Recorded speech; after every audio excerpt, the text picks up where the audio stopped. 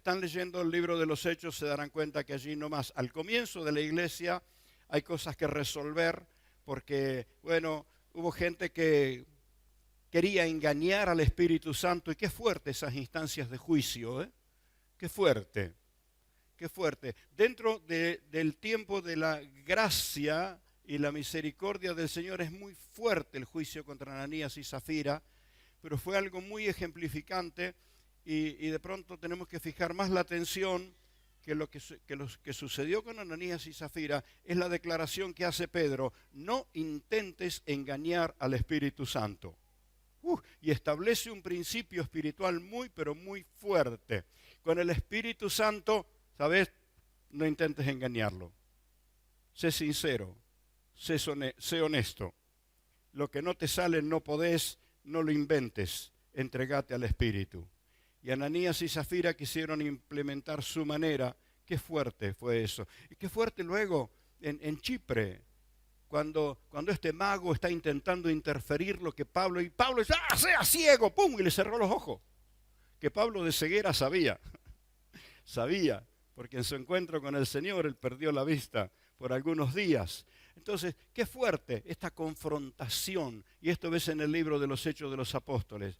Qué interesante, muy interesante es ver cuando la iglesia se pone en marcha, allí arranca en el día de Pentecostés, y se pone en marcha, comienzan a suceder cosas que, bueno, nosotros la cantamos cuando la iglesia alaba a Dios, suceden cosas maravillosas, ¿no? Y esta iglesia te alaba, y nosotros cantamos realidades que de pronto no tenemos así el sentimiento o la convicción, la vivencia de que todo eso es cierto y todo eso es verdad. En todos los hechos de los apóstoles hay muchísimo para inspirarnos, para aprendernos, para abrirnos los ojos. Y yo esta mañana quiero contarte un poquito, porque el domingo pasado estábamos hablando de dos cosas que sucedieron cuando vino el cumplimiento del tiempo. Cuando vino el cumplimiento del tiempo, Dios envió, bueno, al Espíritu Santo en el día de Pentecostés, que tiene mucho significado la fecha. También, cuando se cumplió el tiempo, Gálatas capítulo 4, versículo 4, nos dice que Dios envió a su Hijo, nacido de mujer, nacido bajo la ley, así en las condiciones que lo establecía las Escrituras. Entonces, en los tiempos de cumplimiento hay cosas muy precisas y vamos a mencionar algunas esta mañana. Pero me están recordando que los niños tienen su culto y yo quisiera que lo despida con un aplauso de cariño a esos niños que van a la reunión. ¡Gloria a Dios! Pidan los documentos cuando van pasando por las dudas, que solo los niños nomás. Solo los niños. Gloria a Dios. Le decimos: Señor, esta mañana háblanos al meditar en tu palabra, Dios de los cielos. Tu gracia, tu presencia, tu espíritu nos ministre, eterno Dios. En el nombre de Jesús. Amén. Amén. ¿Durante cuántos siglos había sido profetizada la llegada del Redentor? ¿Cómo habría de nacer? ¿En qué localidad? ¿En qué aldea? Todos los detalles habían sido dados con precisión, pero cuando Jesús nació, ángeles bajaron del cielo, un coro celestial se hizo presente, y los que estaban cerca se dieron cuenta que no era un nacimiento común, evidentemente, y aún los astros responden, y una estrella se traslada hacia el lugar donde está, y hay gente que estaba esperando que el Rey de Reyes llegara, y sigue la estrella, y llegan hasta Belén. Y no vienen con las manos vacías, van con ofrendas para el niño. Ahora, el pueblo que debía estar esperándolo, el pueblo que había recibido las profecías, el pueblo bendecido porque de su simiente nacería el Salvador, ese pueblo estaba cerrado. Y el rey manda a matar a los niños de Belén. La primer persecución que Jesús enfrenta, la enfrenta estando en los brazos de sus padres. Y Dios tiene que despertarlos de noche y decir: ya, tomen el niño y váyanse. Qué fuerte todo eso. A mí me confronta mucho en este sentido. ¿Cuántas cosas Dios ha dicho que va a hacer? Y cuando llega el cumplimiento, me pregunto, a mí mismo, cuando llega el cumplimiento, ¿en qué estado está mi espíritu y mi corazón? ¿Estoy abierto, expectante, estoy listo o estoy envuelto en mi propia religiosidad que hace que rechace lo que el Señor está haciendo? Y eso fue lo que pasó con la llegada de Jesús. Aún luego cuando comenzó su ministerio, si hubo rivales en el ministerio de Cristo no fueron los demonios, si hubo rivales fueron los religiosos. Luego cuando la iglesia nace, la iglesia se desarrolla desde el día de Pentecostés en adelante, si bien tuvieron que echar fuera demonios, si bien tuvieron gente metida en el ocultismo, que luego se arrepienten, porque el evangelio es esto, es un llamado al arrepentimiento para ser salvo. Y aquella gente vino trayendo sus libros y sus prácticas de ocultismo y de magia y los quemaron, y es impresionante. Alguien se tomó el trabajo de hacer números, cuánto valía todo eso que estaban tirando al fuego. 50.000 piezas de plata. Se compraba un esclavo adulto y un esclavo joven con esa plata. ¿Cuántas piezas de plata pagaron por Jesús? 30 piezas. Ahora, ¿cuántos? Bueno, más todavía, ¿no? Impresionante, 50.000 piezas de plata. El diablo tenía cautiva la gente, sus pensamientos, sus sentimientos, los tenía atados al infierno y tenía atada la economía de toda esa gente comprando material que lo distraía de la verdad. Y cuando vos lees esas cosas en el libro de los Hechos, decís, qué fuerte el nacimiento y el desarrollo de la iglesia. Fue así desde el comienzo y sigue siendo así en todo su desarrollo, siglo tras siglo. El primer desencuentro que encontramos en la iglesia es que, bueno, claro, el número creció, ya era una multitud muy grande, y bueno, eso que nunca se terminó de sanar entre griegos y judíos, empezó la queja de unos que desatendían a las viudas de los otros, y entonces los apóstoles tuvieron que tomar medidas. ¿Cómo hacemos para sanar estas cosas? Y donde está el Espíritu de Dios siempre hay solución, siempre. Encontramos luego de que Pablo y Bernabé salen a la obra misionera y experimentan milagros y respaldo de Dios maravilloso, y vuelven otra vez a Antioquía y están de celebración contando todas las cosas que Dios hizo, y el Espíritu los mueve a salir de vuelta a la obra misionera, y Bernabé quiere llevar a su sobrino, Juan Marcos, pero Pablo no, le sacó tarjeta roja. Y dijo, Marcos, no. Y Bernabé dice, ¿por qué no? Marcos sí. ¿Qué terminaron haciendo? Pablo le dijo a Silas, vení conmigo, y se fue solo con Silas. Y Bernabé con Juan Marcos salieron otra vez a la obra. Pero hay solución siempre cuando opera el Espíritu de Dios, porque pasan los años y Pablo, con más experiencia, con más madurez, escribe estas palabras, mándenmelo a Marcos que lo necesito. Y cuando vos llegás en las epístolas y ves este relato, Pablo, el que le sacó tarjeta roja, ahora lo está llamando y lo está incluyendo y lo está reconociendo. Decís, donde está el Espíritu de Dios siempre hay sanidad. Siempre, siempre, siempre. Leer el libro de los Hechos de los Apóstoles te atrapa. Por eso yo quisiera que no hagas una lectura de pronto así, día por día, lo que puedas leer, pero te recomiendo un día metete a leerlo todo. Y vas a sentir que la palabra te abraza, te incluye y te concientiza de algo, que el mismo espíritu que operó en esos días es el mismo espíritu que está operando ahora. Y el mismo espíritu que pudo subsanar las situaciones que se daban en esa ocasión es el mismo espíritu que opera ahora para subsanar toda situación. Así que quiero animarte que te vincules. Nos hemos puesto de acuerdo como iglesia para profundizar y arraigar nuestra vida leyendo los Hechos de los Apóstoles, como la iglesia en general, pero todos los que se involucran en los enfoques. ¿Cuál capítulo decidimos que fuera? Tomar examen en público es medio arriesgado, ¿eh? Voy a decirlo para no pasar vergüenza. Pero hablamos de Efesios capítulo 4, la unidad del Espíritu, la unidad en la palabra, la unidad en Cristo, la unidad como cuerpo de Cristo. Entonces, todos los que van a involucrarse en los enfoques, uno de sus ejercicios es leer Efesios capítulo 4. ¿Para qué? Para luego desarrollar lo que está escrito en el libro de los Hechos. Entonces, voy a explicarlo a toda la congregación brevemente. Los enfoques que son enfoques netamente evangelísticos.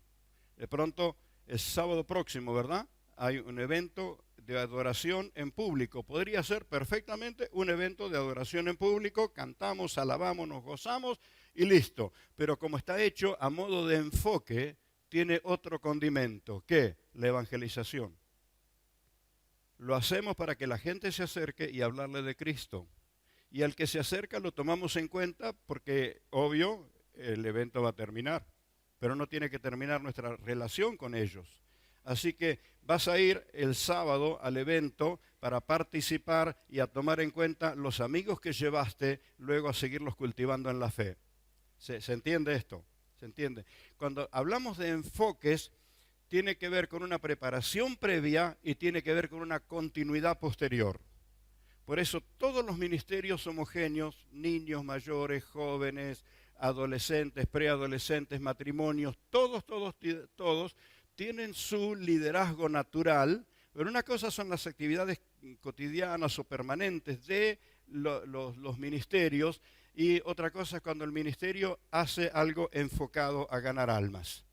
Entonces se hace una actividad donde la meta es llegar a gente que no conoce a Cristo, la meta es mantener vínculos con esa gente que no conoce a Cristo para que se arraiguen en el Señor. ¿Se entiende la diferencia entre una actividad de enfoque y una actividad normal? Hacemos un picnic, que es lógico, la iglesia cada tanto suele. Hace mucho que no hacemos picnic, ¿eh? Hace mucho. Vamos a tener que hacerlo porque si no lo hacemos es señal de que estamos envejeciendo. Aunque sea vamos a ir a tirar las bochas, aunque sea la taba, el tejo, algo así, ¿cierto? Bueno, podemos hacer un picnic para alegrarnos, para pasar un rato juntos, pero podemos hacer un picnic con el propósito de un enfoque. ¿Y qué hacemos cuando el picnic tiene características de enfoque? Vamos a jugar, pero vamos a hacer jugar al que se acerca. Vamos a hacer jugar al que viene. Esto hicimos en la playa, en San Clemente del Tuyú, por varios años. 4 jóvenes fueron por varios años seguidos. Y el trabajo que ellos hacían, miren, en los balnearios de la costa, la mayoría tienen su cancha de vóley profesional. Una red preciosa, bien estirada. Los nuestros iban con una canchita improvisada.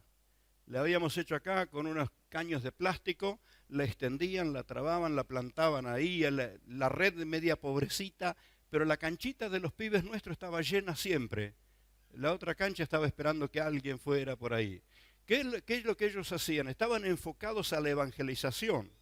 Y entonces jugaban y cuando se acercaba la gente los invitaban a jugar. Claro, los padres no se podían ir porque el pibe estaba jugando, entonces el que salía de la cancha hablaba con los padres.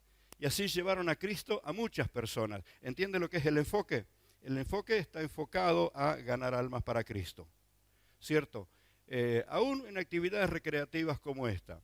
Pero vamos a encontrar que el mismo Espíritu del Señor está con nosotros en todos los momentos, aun cuando pareciera que fuese una actividad social. Pareciera que fuera un picnic, pero dentro del picnic están los ganadores de alma, ¿verdad? Dentro del recital, el evento musical que va a estar el sábado, están los ganadores de alma. Que no se van a la nube y se pierden en la nube, sino que cantan, adoran al Señor, pero están con los ojos con el que se acercó para que conozca a Cristo como su Salvador. ¿Se entiende, hermano? Puede haber actividades que sean propias de la vida de la iglesia y listo. Pero cuando es una actividad de enfoque, tiene un condimento. Está preparada previamente para ganar almas. Preparados en espíritu, preparados en el desarrollo de la actividad y preparados para darle la continuidad después. Porque luego de los grandes eventos, ¿y vos te acordás de ese hombre que vino? Sí, vos oraste por él. ¿Y dónde? No sé. Y el teléfono, y no sé. Y el nombre, y no sé. Y dónde vive, y no sé. Evidentemente no fue una actividad de enfoque. Porque en una actividad de enfoque va a quedarte un teléfono, un contacto, un vínculo. ¿Cierto? ¿Se entiende esto? Entonces, estamos ahí como aprendiendo a hacer lo que debimos saber hacer toda la vida. Vamos a decirlo con sinceridad. Debimos saberlo hacer toda la vida, pero estamos así como en una sintonía. Porque claro, está lindo. Esto hizo la iglesia en Jerusalén. Estaba lindo, se encontraron, hasta vendían sus propiedades, ellos estaban de alegría, de fiesta, y cada vez más. Y el Señor no los había mandado a formar una comunidad. El Señor los había mandado que se queden ahí orando hasta que reciban el Espíritu, y luego de recibir el Espíritu que salgan hasta lo último de la tierra. Pero el factor humano es, si estamos bien, ¿para qué nos vamos a mover? Si todo está lindo, si acá la pasamos bien con nuestros amigos, ya nos tomamos 3 kilos de yerba, estamos tomando mate, ya, a ver dónde calentamos el agua del termo otra vez, qué lindo es pasarla bien con los amigos, pero qué triste es perder de vista que tenemos un enfoque, y el enfoque es que la iglesia tiene que dar a conocer a Cristo. El Señor no tiene otro agente. ¿Recuerdan que los primeros que identificaron a Jesús como el Salvador fueron los demonios? ¿Y qué fue la actitud del Señor cuando los demonios empezaron a decir, yo sé quién sos, el Hijo de Dios? ¿Qué? Calla, enmudece. Porque el honor de hablar de Cristo no se le iba a dar a los demonios. ¿Pudieron los ángeles ir a evangelizar? Sí, pero aun cuando el ángel fue enviado a la casa de Cornelio, no se le permitió predicar el evangelio. Fue con el mensaje, andá, llamalo a Pedro. Y tuvo que venir Pedro para dar la palabra. Puede ser que un ángel le diga a una persona, andá, tocale el timbre a fulano que te va a hablar de Jesús. Puede ser. Porque no se le mandó a los ángeles, ya estaría evangelizado el mundo si así fuera. El honor de hablar de Cristo lo tiene ¿quién? ¿Lo tiene quién? Vamos a hacerlo más personal. ¿Quién lo tiene? ¿Quién lo tiene? ¿Quién? Yo tengo ese honor de hablar de Cristo. Y te vas a dar cuenta que cuando abrís tu boca para hablar de Jesús, el mismo Espíritu que operó en Pentecostés, el mismo Espíritu opera en ti. Algunas cosas que quiero mirar, porque el domingo pasado y durante todos estos días estábamos viendo el hecho de que en el momento del cumplimiento, en la generación del cumplimiento, es decir, en esa generación que debió haber estado esperándolo, cuando Dios está cumpliendo lo que dijo, se encuentra con los incrédulos, con los distraídos, con los opositores, se encuentra con todos ellos, pero dijimos, gloria a Dios, también se encuentra con gente que tiene el corazón abierto y lo estaba esperando. ¿Cuántos tengo aquí esta mañana? Señor, estoy listo para lo que vas a hacer. Es mi tiempo y el cumplimiento de lo que se está dando ahora en mi tiempo. Qué honor que tengo de vivirlo yo. No está Moisés, no está Abraham, no está Pedro, no está Juan, pero decilo, ¿quién está? Estoy yo, Señor. Qué honor ser el protagonista. Y por eso adoramos, por eso nos reunimos, por eso nos nutrimos de la palabra, porque somos los protagonistas del cumplimiento de lo que Dios está haciendo en nuestros días. Y el Señor es muy preciso.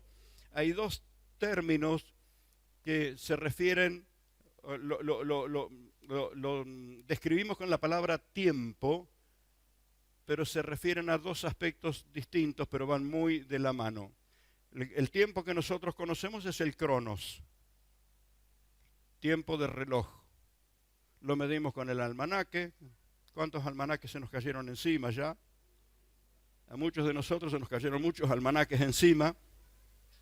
Lo medimos con el almanaque, lo medimos por semana, lo medimos por el tiempo, lo medimos por la hora, por los minutos. Y en algunas actividades, especialmente en actividades deportivas, escuchaba, ¿dónde fue? Ayer que escuché que medio segundo de diferencia alguien ganó la carrera porque sacó medio segundo de diferencia. Qué preciso, ¿verdad? El tiempo cronos.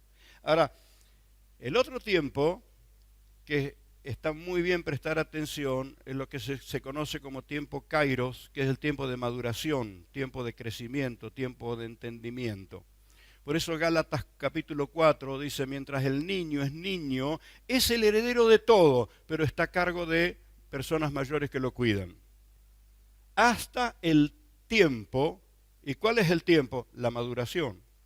Cuando es niño no está en condiciones de manejar una herencia, no está en condiciones de negociar los bienes que tiene. Por eso tiene que haber un mayor que lo cuide, porque ¿qué hace falta en ese niño que es el heredero de todo? Maduración. Eso es lo que se llama tiempo kairos. Por eso hay creyentes que quedan en un nivel de crecimiento años y años y años, pero otros entran en su etapa de maduración espiritual y van entendiendo las cosas del Señor y van entendiendo la verdad de las Escrituras y el poder de la palabra del Señor, que por eso Dios quiso que nos quedara en la mano. Hay detalles que no puedo dejar de mencionar porque me apasionó. Nosotros tenemos el libro de los Hechos de los Apóstoles, obvio, por obra y revelación del Espíritu Santo y por todos los acontecimientos. Pero hay dos personas que casi nadie ve cuando lee el libro de los Hechos. Uno es el receptor, el destinatario, a quien le escribe Lucas. ¿Cuántos descubrieron el destinatario del libro de los Hechos? En el primer tratado, Teófilo, ¿verdad? Teófilo. ¿Quién era Teófilo? Teófilo era un gobernante griego que había conocido a Cristo, había conocido al Señor, y Lucas se tomó el trabajo de escribir el Evangelio para este hombre. Y recopila datos. Lucas no estuvo como Juan al lado de Jesús todo el tiempo, no estuvo como Mateo al lado de Jesús todo el tiempo, pero se tomó el trabajo de recopilar datos y detalles para el Evangelio de San Lucas, el destinatario de ese libro, en el aspecto humano, por supuesto, porque en el aspecto espiritual somos todos los destinatarios, todos somos destinatarios, pero es a causa de alguien que se llamó Teófilo. En una ocasión me puse a averiguar qué significa Teófilo. Y es algo así como amante de Dios o amado de Dios. Así que los amantes de Dios, los amados de Dios, mueven cosas impresionantes. Fue por el crecimiento espiritual de Teófilo que Lucas escribe los Hechos de los Apóstoles, con el que estamos edificándonos nosotros ahora. ¿Se entiende? Hubo alguien que estaba sediento de la revelación y no le faltó.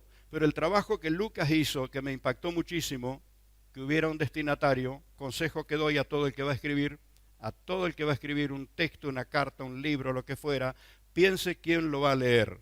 Y usted lo escribe para esa persona que lo va a leer. Lucas tenía muy claro quién iba a leer lo que él escribía, era ese gobernante griego. Por eso te va a llamar la atención la cantidad de detalles que Lucas da, que si no lo diera, para nosotros está igual. Pero ¿por qué puso tantos detalles? ¿Por qué mencionó tanto a los griegos? ¿Por qué cuando mencionaba los lugares daba datos tan precisos? Porque el que lo estaba leyendo conocía todos esos lugares, para él eran muy importantes. Muy, muy importantes. Voy a poner un ejemplito. Un ejemplito. Si yo te dijera que tengo un cortavidrio para cortar vidrios, es un aparatito para cortar vidrio, pero si te dijera tengo un tocho, ¿qué? ¿Qué es eso? Un cortavidrio. Pero hay 4 o 5. ¿Cuántos saben algo de vidriería? Estás en el tema. Cuando el pastor Marcelo Prosperi se enteró de eso, me dijo, ¿sabés lo que vale? Claro, quien no conoce de la cuestión, el dato pasa desapercibido, pero el que conoce, eso vale. Entonces, por esto Lucas da muchos detalles que a la mayoría de nosotros los leemos y pasa desapercibido.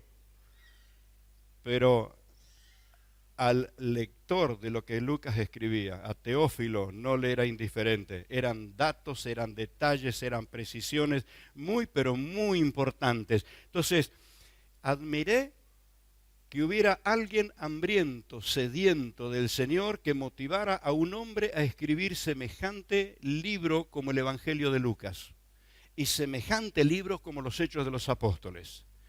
Y con Lucas sucede esto que me impactó muchísimo. En principio, Lucas es un investigador. En el principio de los Hechos de los Apóstoles, Lucas está averiguando, está preguntando, está tomando datos, está tomando detalles, pero hay un momento que él ya no es un investigador, es un protagonista. porque lo escribe en primera persona, está metido, está al lado de Pablo cuando lo azotan, cuando lo persiguen, cuando pasa esto, cuando pasa lo otro, cuando caminan de una ciudad a otra, cuando van a un lado, cuando van a otro. Lucas está al lado. Así que qué interesante es leer lo que escribió no alguien que estaba bien informado, sino alguien que fue lo que dijo el Señor: recibiréis el Espíritu y me seréis. Y acá Lucas es un testigo. No es alguien que se informó, lo vivió de cerca, impresionante, y me abrazó la palabra, me abrazó. Y quiero mirar con ustedes estos detalles, el cumplimiento de lo que Dios estaba concretando en esos días había sido profetizado siglos atrás. ¿Qué había dicho el Señor por boca de Joel? Derramaré mi espíritu sobre toda carne, sobre vuestros jóvenes, sobre vuestros ancianos, y dio características de lo que iba a pasar con ellos. Iban a tener sueños, iban a tener visión, profetizarían, abrirían sus labios para hablar las grandezas del Señor siglos antes. ¿Y por qué Dios habrá elegido el día de Pentecostés? Que es como empieza capítulo 2. Cuando llegó el día de Pentecostés, estaban todos juntos allí. Si podemos poner Hechos capítulo 2, versículo 1. Hechos capítulo 2, versículo 1. Dice, cuando llegó el día de Pentecostés. Claro, para mí, para vos, el día de Pentecostés es una celebración cada tanto que las iglesias evangélicas hacen por allí, por mayo, junio, por ahí la hacemos en un estadio, por ahí simplemente un saludito por las radios y nada más. Pero ¿qué sería Pentecostés? Si yo no tengo confundido los datos, lo que se celebra allí es cuando el pueblo dejó de vagar en el desierto, entró en la tierra prometida y tuvieron la primer cosecha de lo que había producido la tierra prometida. El primer fruto, los primeros frutos. ¿Y qué tienen los primeros frutos? ¿Sabés lo que es después de estar en el desierto, en una tierra donde no podés cultivar? Donde estás de paso, donde había consumo pero no había producción, y el único alimento era el que llovía del cielo. Ahora están en una tierra que lo que siembran produce. Y entonces una celebración, los primeros frutos de la tierra. Opa, por si no lo entendías. Los primeros frutos de la tierra. El día de Pentecostés, la primer cosecha. ¿Por qué habrá elegido Dios ese día? Porque estaban todos en Jerusalén por la fiesta. Ahora, habían venido de todo el mundo, habían venido a Jerusalén. Porque esta fiesta religiosa de Pentecostés, recordando la primer cosecha que tuvieron en su propia tierra, hacía que lo celebraran y lo enseñaran a donde iban. Por eso vas a encontrar que de distintas poblaciones del mundo había judíos, no de nacimiento, sino judíos que como que se afiliaron, como que se relacionaron, como que fueron discipulados. ¿Cómo se llamaría eso? Prosélitos, ¿no? Se convertían en prosélitos. Entonces vas a encontrar nombres de distintas naciones que obviamente por su localidad, por su punto geográfico, no eran de Jerusalén, sin embargo estaban allí porque habían sido enseñados la importancia que tenía esa fiesta. Así que cuando llegó, ¿qué día? El día de Pentecostés, la iglesia estaba junta orando y el resto del mundo estaba de fiesta, pero habían venido al lugar. Fue una convocatoria muy particular. Habían venido de todo el mundo y Dios dijo, este es el momento. Ahora, yo no sé si los discípulos que estaban juntos estaban tan conscientes de la fiesta de Jerusalén o de la fiesta de Pentecostés o del susto que tenían por la persecución, pero estaban juntos. De un modo u otro estaban haciendo lo que el Señor les dijo. Quédense en Jerusalén, juntos, en oración, hasta que sean llenos del Espíritu. Y Dios eligió desde el Kairos, el tiempo de eternidad, el tiempo de maduración, eligió un día, un momento muy preciso que estaba registrado en el almanaque, tiempo Cronos. ¿Qué quiero decirte con esto? Que lo divino, lo celestial, lo eterno, lo que Dios tiene en sus planes, lo lleva al cumplimiento en tus días. Nosotros estamos confinados al tiempo, pero la apertura de nuestro espíritu nos hace participar en lo que divinamente está establecido, en lo que eternamente está establecido. Bienaventurado el que comprende esto esta mañana. ¿Por qué insistir en este aspecto? Que lo celestial, lo divino, el kairos, la maduración espiritual, la preparación, porque hubo toda una preparación de siglos para el nacimiento de Jesús. Y hubo toda una preparación para llegar al día de Pentecostés. ¿Qué habría pasado si llegado el día de Pentecostés ellos no estaban donde debían estar? Se lo habrían perdido, ¿verdad? El pastor Marcelo hace una ilustración de alguien que fue a comprar yerba o galletitas y se perdió el momento del derramamiento. Se perdió el momento de la aparición de Jesús resucitado. ¿Qué quiero decirte con esto? Qué importante es cada momento en nuestra vida. Cada momento. No sé a cuántos, y estoy seguro que muchos les ha sucedido ese día que no tenías ganas de venir a la reunión. Y dijiste, hace frío, estoy cansado, es lógico. No, si el pastor nunca me reprochó, si no voy a la reunión él me abraza igual, está todo bien, pero algo te movió por adentro y ese día fue un día glorioso en tu vida. Mira si te lo hubieras perdido. Fue un día de revelación, fue un día de encuentro con él. Fue un día que tu espíritu entró en una dimensión espiritual mayor. Mirá si te hubieras perdido ese momento. Mirá si te lo hubieras perdido. Entonces, el cumplimiento de las cosas celestiales se desarrolla dentro del tiempo en el que nosotros vivimos. Es más, hay cosas que Dios las cumple cuando te encontró que hayas madurado. Porque hay gracia y poder de Dios que se derrama en un creyente y ese creyente no está maduro, hace desastres, hace estragos. Alguien manejando dones del Espíritu sin haber madurado es peligroso. Pero cuando has madurado, la capacitación que el Espíritu te da se canaliza, ¿dónde? En los enfoques. En los enfoques.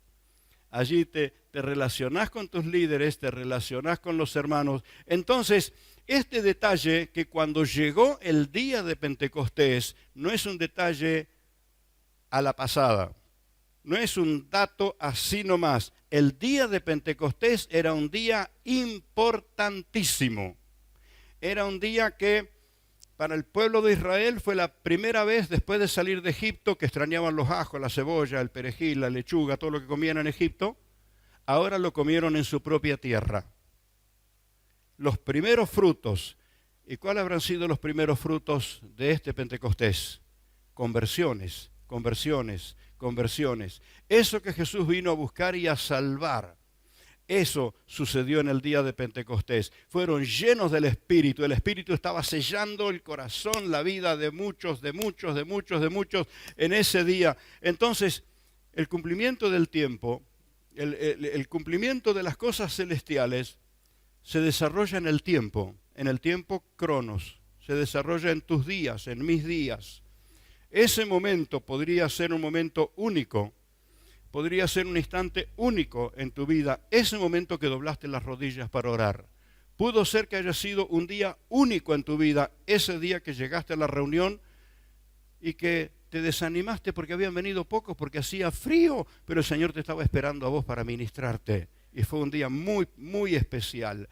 Entonces, lo divino, lo celestial, lo eterno, se concreta en lo que es tiempo.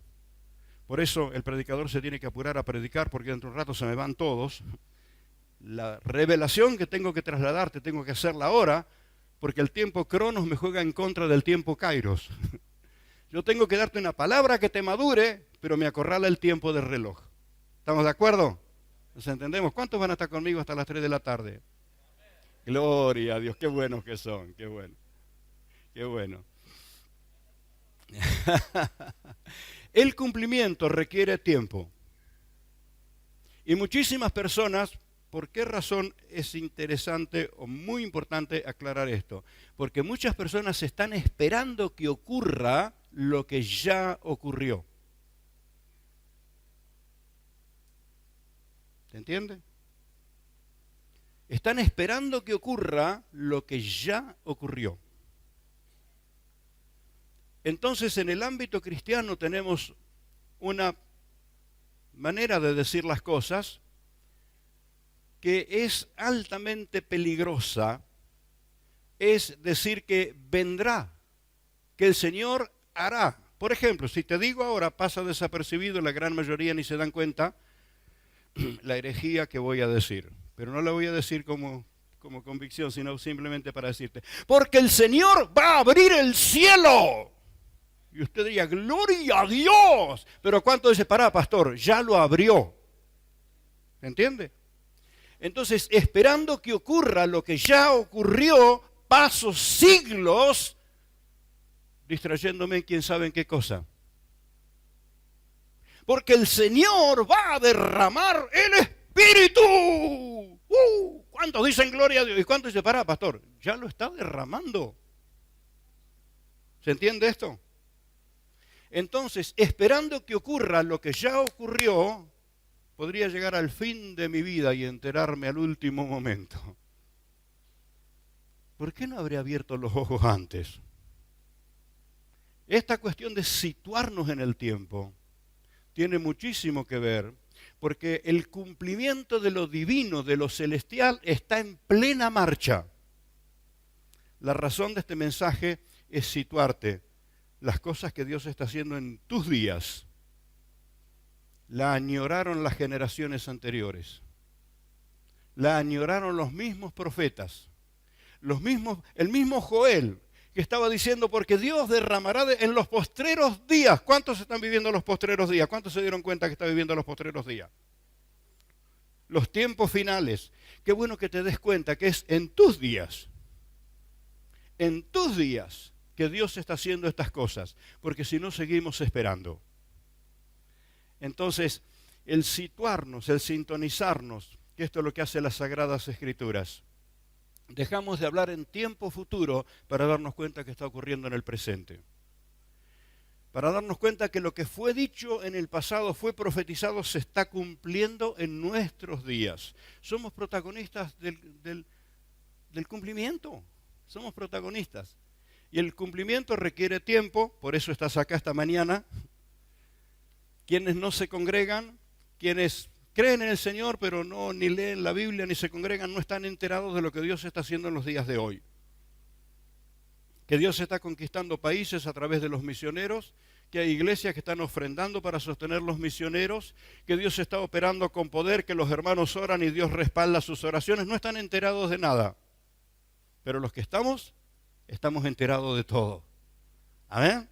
Esto es lo que hace el estar juntos. Por eso, en el tiempo del cumplimiento, el Espíritu Santo se choca con los indiferentes que nunca prestan atención a nada, con los incrédulos que no lo creen y peor con los que lo rechazan.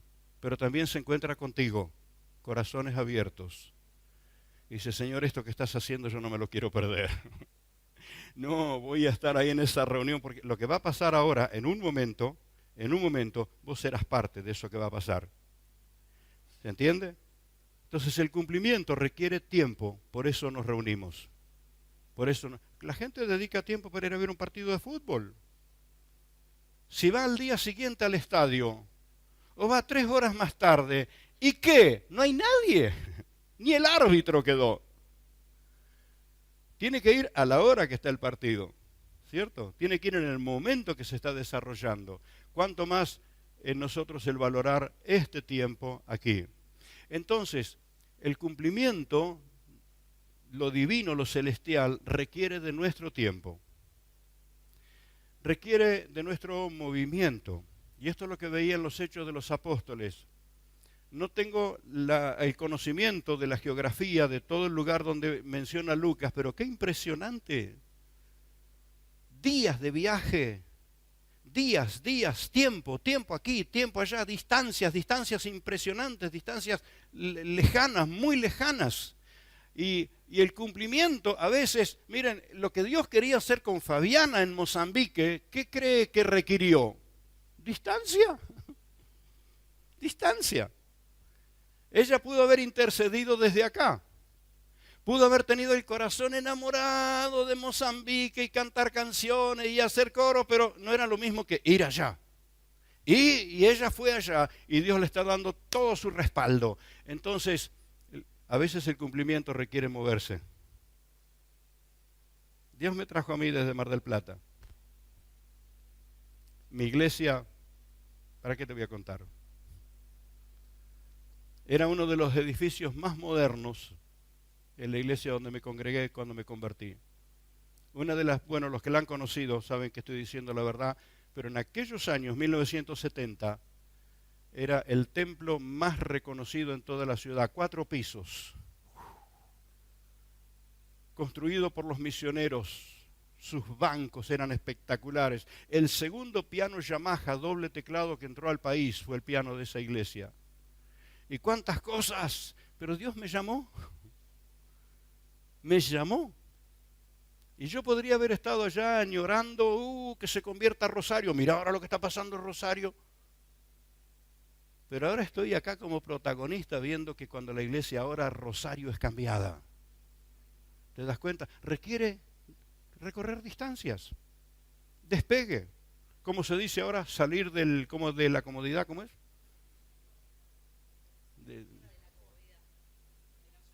De la zona de confort.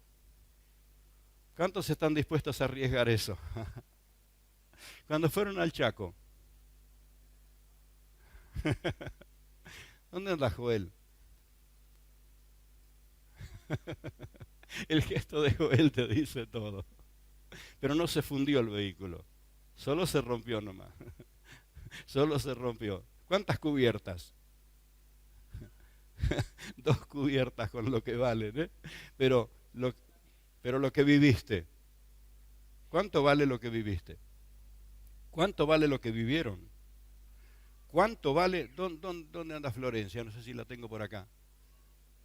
Acercarse ahí a un niño. Mire, ahora está atendiendo el kiosco. ¿Quién? La persona que tomó de las manos al niño que estaba en la silla de ruedas que no había caminado nunca. Y el niño se levanta y camina. ¿Cuánto vale eso? Hermanos queridos, obedecer al Espíritu trae cambios en la sociedad. Trae cambios en el mundo. Si no estaríamos entre los que añora que la gente cambie, pero donde Dios te lleva se producen cambios.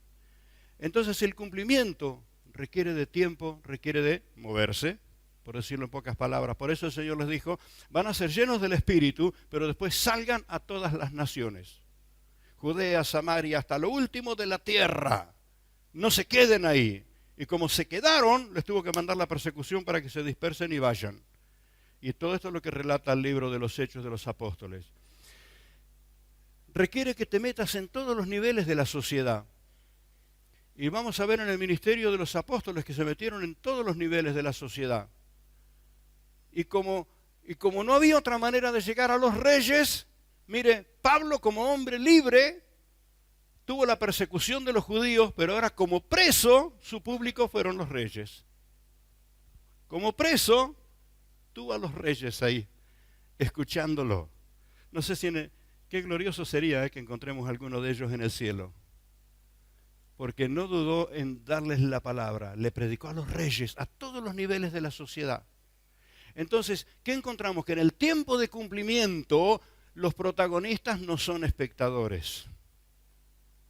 Los protagonistas están metidos adentro de la cancha. Por eso me impactó que Lucas, al principio fue un investigador, pero ahora era un protagonista.